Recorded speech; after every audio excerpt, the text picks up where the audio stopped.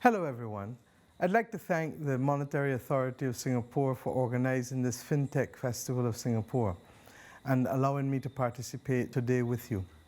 The digital transformation of our society is a prominent pillar of my government's plan.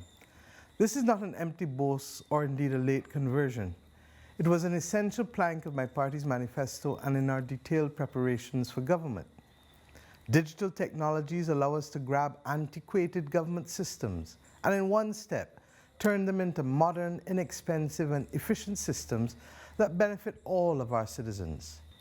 Upon election to office in 2018, we made it absolutely clear that it is our commitment to ensure that we will make the doing of business cheaper and easier for all of our citizens and all of our visitors and investors. We see digitization as our pathway to being amongst the top spots in the world to do business. Sometimes there are benefits in following others who went before and being able to go directly to where we need to go, avoiding the missteps and the dead ends that the pioneers had to tread. Within the very first few years of my government, we have enabled our citizens to pay for government services and licenses online, rather than standing up in long lines in offices or indeed outside of offices. The government and its agencies used to be the largest issuer of checks. Today, we have been eliminating this method and enabling citizens to choose various payment options, including e-money cards. The rollout of digital government services has taken longer than some would like because we had to build digital roads and cyber infrastructure before delivering digital services. For after all, we are dealing with our citizens.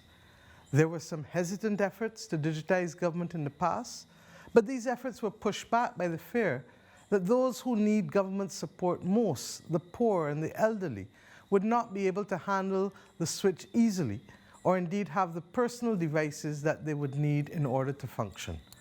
One stock story was that queuing up at the post office to receive a benefits check was a critical part of the social calendar for the elderly. We have bitten the bullet, and we have created a dedicated Ministry of Innovation, Science and Technology to support this transformation. We have created a flock of digitising angels there to help all who need the help. And we are looking for better things to fill the social calendar, COVID permitting.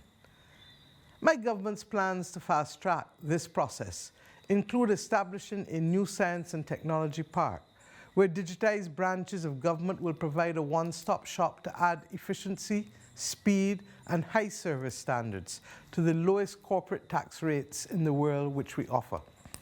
We have also embarked on a large project to digitise all of our government records, especially our medical records, that will help us keep our population healthy. We know that digitisation does not just make what we do better, but indeed it creates new possibilities and new opportunities. Digital technologies that link farmers with customs data on imports and long-run weather forecasts can enable us to reduce risk and better plan for their production, improving national nutrition, and indeed enhancing food security. Digitization equally shifts the frontier of possibilities. And that is uncontested, especially with all of us who are watching today. Digitization will give greater access to opportunity. Yes, we get that. But we all know too that digitization is disruptive. You've not asked a politician here to tell you about the potential of financial technologies. You've asked a politician, perhaps, to help save the revolution from what has befallen the promise of all technological revolutions before it. For promise is not reality. Rapid technological change, disruptive change, is not new. The world saw it before with the steam age, the railroads, the motor car, the telephone, electricity, and indeed the computer age. What history tells us, what the data today tells us, is that what holds people back in society, what stops 80% of our citizens from sharing and participating in the new wealth created by new technologies, is not technology, it is inequality. The presence of disruptive technology alone does not change inequality. It can perhaps even entrench it. New technologies topple one elite by replacing it with another. The landed aristocracy gave way to the mill owners. The Seven Sisters, 7 large oil companies, no longer rule the stock markets, but they have been replaced by the 5 tech giants. The fact that with the new network technologies, anyone can be a taxi driver, and anyone can be a delivery person, and anyone can be a hotelier. This lowers costs and raises services for consumers. Still, it also reduces the wages, regrettably, of workers. It also undermines working conditions, increases the casualization of an unorganized workforce. The rise of the 0 hours contract is both flexible but pauperizing. The computer and the internet revolutions have not been associated with a revolutionary leveling of society, but an increase in in-country inequality. And we hear it all the time in the Western Hemisphere. The data is conclusive, comprehensive, and indeed unambiguous. So potential is not actual. And this is not a coincidence. The first Nobel laureate in development economics went to the West Indian economist Sir Arthur Lewis, born in St. Lucia, for his work on the underdevelopment caused by the unlimited supply of labor. Like all great thinkers, his work remains fresh today. The gig economy is creating an endless supply of labor that no longer has an in-demand skill. The answer is not a latter-day Ned Ludd, but first we must recognize that harnessing the latest technologies is necessary for the coming disruption to transform our societies positively, but not sufficient. To transform our societies, the hard work remains to be done. Not recognizing this will endanger the revolution. The most recent parallel is trade. The ascension of China and others to the World Trade Organization in 2001 lowered costs and increased what was offered to consumers worldwide. It also created a sizable group of losers, workers and farmers with skills previously in demand but no longer. They joined the unlimited supply of labor. Before, we used to protect them and invest in adjustment. Then society just cast them aside, as if they didn't exist. Some even called them losers, dinosaurs who needed to get with the program. This group of people became alienated, angry, and searched for someone to blame and indeed someone to lead them. They were spurred into consciousness by the global financial crisis, when the liberal state came to the rescue of bankers, but not to them as farmers. This group formed the bedrock of support for Brexit, for Trump, and other nationalist conservative movements globally. They are a powerful, sizable movement, and their leaders may change, may be defeated from time to time, but we shall ignore them at our peril. And while their personification of who is to blame may not be real, their plight is real enough. If we do not address the plight of those who are victims of change, it will tear us down our communities, tear us down in our society. Over the last 4 years, we have looked over the abyss. Norms of behavior were shaken. Let us not let relief cause us to forget. Much of the recent past, what led to it, its essential ingredients, the anger, the resentment, and more, they're all still with us. So that I want us to reflect on something. There are 3 things I believe we must do. Investment in digitization needs to go hand in hand with investments in new training and retooling that enable all citizens to command a decent living and real choices about the life that they wish to lead. This is why we in Barbados are spending more on education and training than we have ever spent, and why we have also launched a national transformation initiative with the retraining of workers at its heart. Secondly, we are not in a position on our own to threaten the tech giants in their calculated and deliberate ownership of the plumbing of the new commerce. I suspect that governments will do so at some point when the pendulum swings too far, as they did with the railroads, the steel mills, the financial trusts, and indeed the phone companies. In the meantime, the new industrial strategy we are developing is about how to make sure that our local companies have easy access to the superhighways in cyberspace. If we don't create channels that make it easy for our firms to get on to Amazon Marketplace, to Apple and to Microsoft apps, and to Google and to Facebook, you might as well quarantine your economy's future. The third thing we need to do is to reinvent Social Security and labor organization to follow individuals and not their work.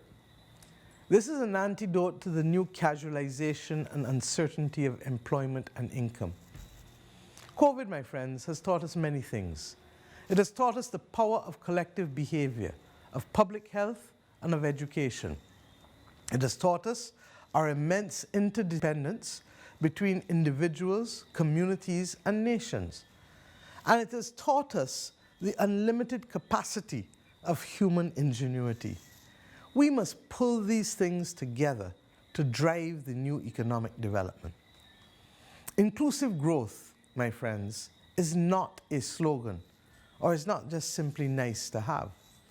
In a democracy, it is imperative, and the lesson of history is that it is not naturally achieved through new technology or algorithms alone. Just 15 years ago, new financial technologies were championed by bankers and some regulators as allowing us to bank the unbanked and to give them mortgages too. But these technologies ended up contributing to a crisis that cost trillions of dollars and left many homeless. Those who could not afford the mortgages, thrown out.